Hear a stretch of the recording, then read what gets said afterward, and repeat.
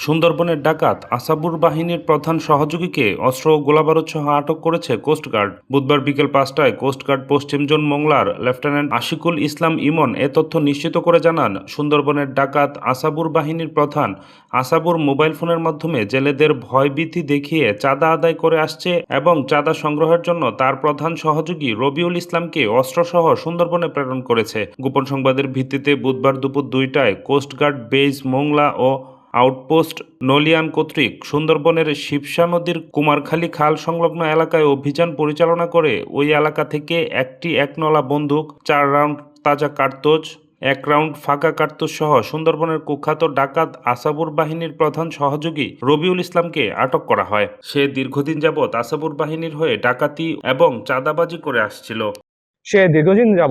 আসাবুর বাহিনীর হয়ে ডাকাতি এবং চাঁদাবাজি করে আসছিল। উল্লেখ্য, ডাকাত আসাবুর বাহিনীর প্রধান সহযোগী রবিউল ইসলামকে আটক করার ফলে উক্ত বাহিনীর সার্বিক কার্যক্রম অনেকাংশে নিষ্ক্রিয় হয়ে পড়েছে। জব্দকৃত আলামত ও আটককৃত ডাকাতের পরবর্তী আইনানুগ ব্যবস্থা গ্রহণের কার্যক্রম প্রক্রিয়াধীন রয়েছে।